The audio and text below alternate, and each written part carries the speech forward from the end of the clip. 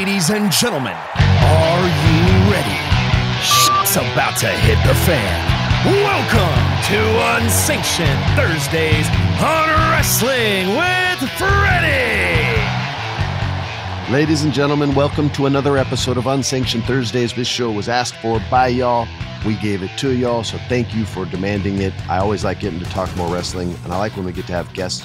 We have our returning guest, the Deathmatch King, Mr. Matt Cardona, has joined us again, and we're going to talk independent wrestling and more the process of it, and we'll get a little bit into my federation as well. Before we get into Matt's and my history and the thing that I'm trying to build, what have you found in the last 4 years in your experience that helps make independent federation successful? The mistakes that you see, the wonderful choices you see, all the shit in between. Like, you probably at sometimes have gone, yo, I could run this better than these fucking guys. Like, what is it you're seeing that works, and what is it you see that doesn't?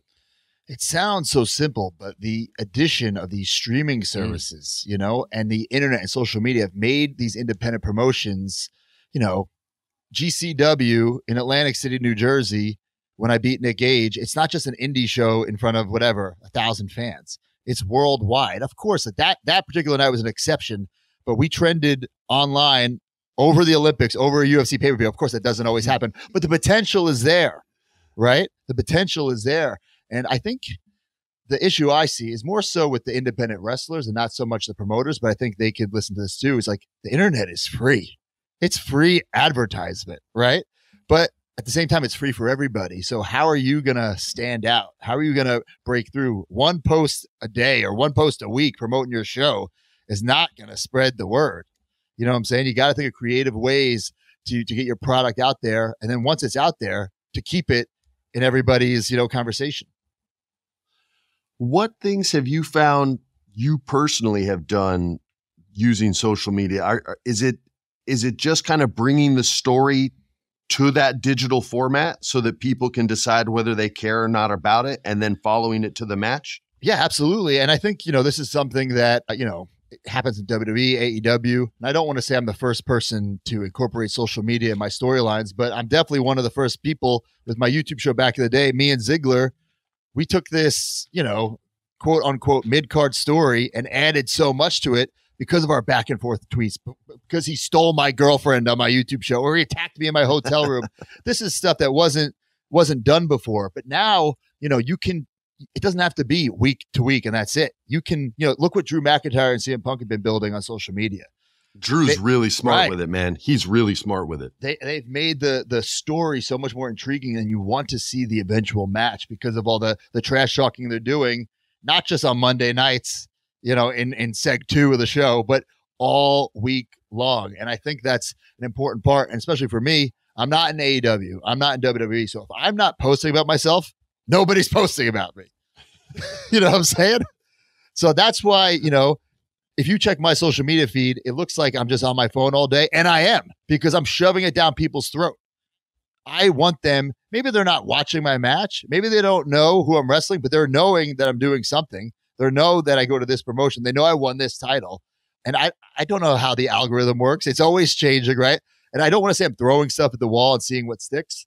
That's kind of what I'm doing, That's what every artist does. Yeah. I mean, from the first artist ever, from cave paintings, was literally throwing shit on a wall and seeing if it stuck. And if it did, I can draw a picture of this giant mammoth that my boys helped me take down today.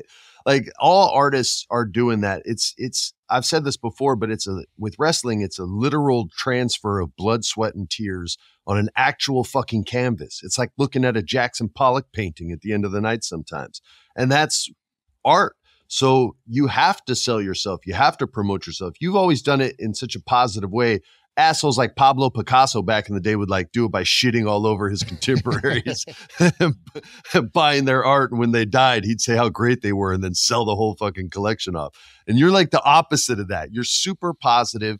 Even when you talk about things like injuries or nobody else is promoting me, like, you're laughing when you say it. Like, even though it's a harder path, you've embraced it so much. You said, I think it was in Wednesday's episode, you can't be half pregnant. That's right. And you've gone so all in, and it's such an example for other people to follow, and I hope they do. Jeff, before we get into other shit. I was going to say, I like the humility. The tough thing about wrestlers is you guys have this persona, and then you have yourself. So it's like people go, oh, I know all about Ryder, or I know all about Cardona, because we know the wrestler, we know the bad guy or the whatever. You have such a humility about you, like to be like, no, I'm gonna go. In the show business, they call it proof of concept. You know, you didn't just cry and go, oh, this is tough and wrestling's hard. You went out and became the indie god of like being like, I'm gonna be the wrestler of the people. Like, I'm gonna go to these shows. Like, I'm not above these shows. I'm not above these wrestling markets. I'm not only like WWE. I think it's amazing, and it's nice to use the internet to see like that you're an actual grinder and a hard worker and humble, which is amazing. I would love to hear. People always ask comedians, what was your worst bomb? They always want to hear that story. What's the worst bomb? I would love to know, since you've had such a plethora of things we have and have not seen. What is the time that either you were like the lowest, like the shit's got to change, or if it was just so embarrassing, like on that moment? Now we're talking about my indie run or so anything far, what I've where been you doing. just were like, what is this? Well, I mean, the indies for sure. It's you gotta take the good with the bad, right? So, for instance, like GCW, to me, it's the number one independent, and I only call it an independent because it truly is independently funded and run. But I believe it's the number 3 behind GCW. Behind WWE and AEW, because it runs every weekend, all over the country, all over the world, right? But in LA, where you guys live, you run this LA show. I've worked the Staples Center before, whatever it's called now, right? For WWE. Yeah. Now in GCW, I'm working the Ukrainian Cultural Center, and the locker room is an alley backstage. There is no locker room. It's an alley. There's no bathroom. Okay. You're pissing behind the dumpster. When Ziggler was on the show, they added a porta potty, but it's like, let's go Ziggler. This is my life. Like, this is what I'm doing. So like, it's moments like that where you're like, oh God, but the fans don't see that. The fans do see that because it's right by the parking lot. But that makes us like you more. And like, to be honest, that just makes you that makes us think you're cooler. So, I mean, that's just one. That's like every time I'm there, I'm like, this is the last time I'm going to be here. Next time this show comes around, I'm going to be in AEW, WWE. I tell myself that every time.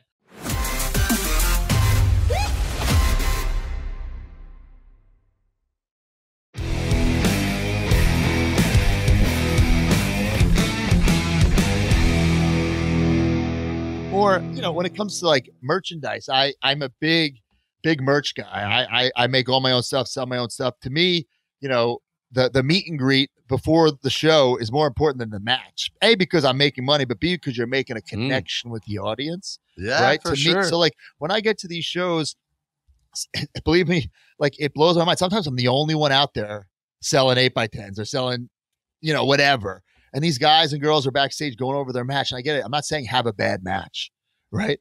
But if you don't have a connection with the audience, and who the fuck cares what moves you do? They're not going to care. They might go, ooh, but they're not going to remember you. They're not going to care about you, How do you tell that to the guys and girls? I sometimes I get so mad. I post about social media, like, I'm the only one out here selling. Thank you for, for going over your matches. I'm making all your money. Yeah. And even separate the money part of it. Like, that is what wrestling's supposed to be. You're connecting with the audience. That's the whole point. When there's a reason there's a goddamn hard cam. You're supposed to be connecting with the audience. And so it's like, it's so crazy to forget about how many wrestling fans there are out there. I think it's amazing.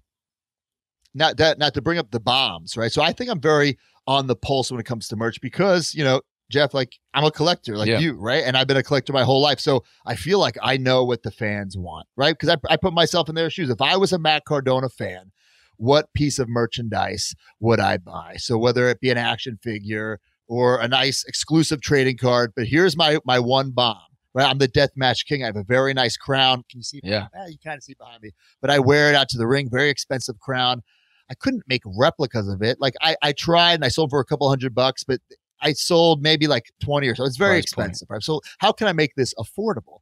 So I thought the Burger King crown, right? Oh my God. So but I had to make my own mold of it, so it cost me, I had to buy like thousands because you can't just make like 50 because it's an original mold, original cut. I thought these things would be selling like hotcakes, bro. I can't give them away. I cannot give. Really? That seems like such a genius idea. That's what I thought. But that is my bomb. Yeah. The paper deathmatch king crown that I could, like, you ever hear the story of the E.T. Atari game where they had to bury him? Of course. I saw the documentary. Yes, one day they're going to be burying these deathmatch king paper Burger King style crowns. And I'll send some to you guys. I'll wear one. So many. I'll buy one. Dude, I'll wear one for you in solidarity, man. At first I'm like, I'll sell for like $30. All right, they're not moving. Okay, I'll sell for $20. No, they're not moving. Now I sell for $10. Now, literally, it's like, okay, with purchase you get a crown because I just want to give.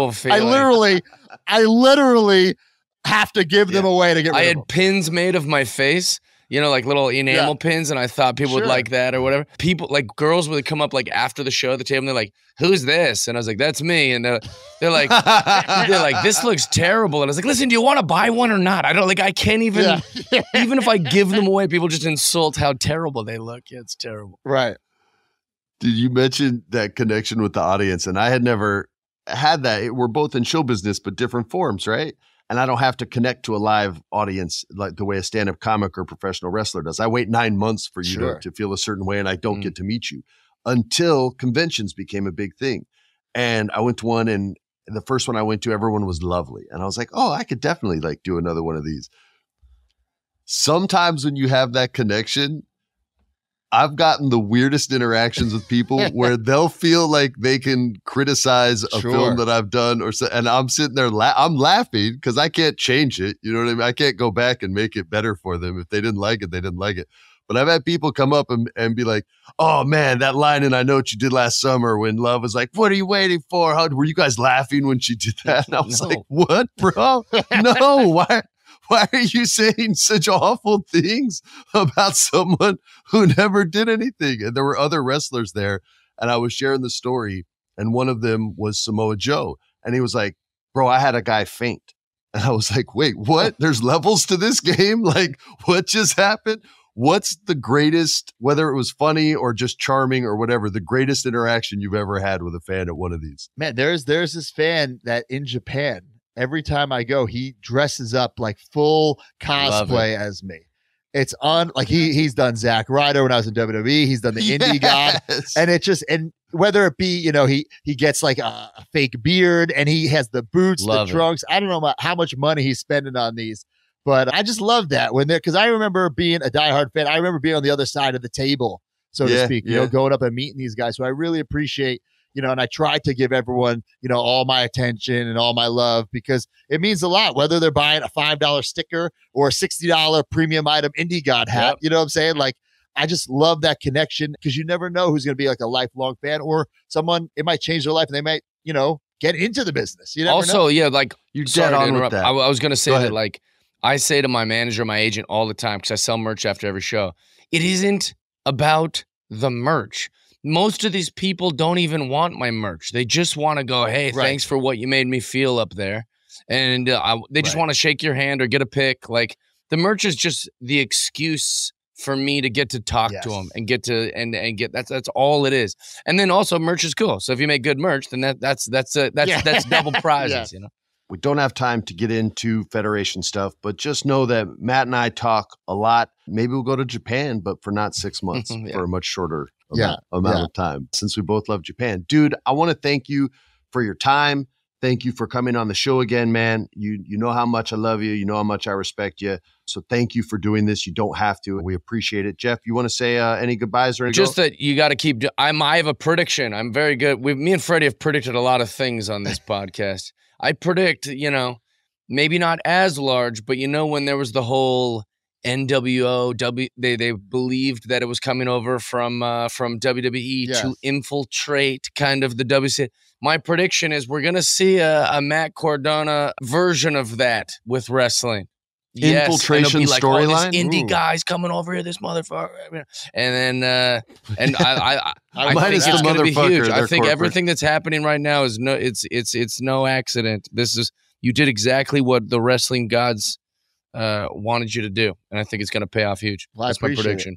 You guys could be my personal writer. I can't pay much. But you guys could be writing my indie storylines. Bro, you know how many promos I've written for free for wrestlers over the years, dog? I got your fucking back. All right, man. Thank you all for listening. Tune in every week. Don't forget to subscribe. That's a hard word for me to say. Tell your friends. Take it easy. We'll see you next week. This is Unsanctioned Thursdays. Peace. This has been a production of iHeart's My Cultura podcast network. For more podcasts from iHeartRadio, visit the iHeartRadio app, Apple Podcasts, or wherever you listen to your favorite shows.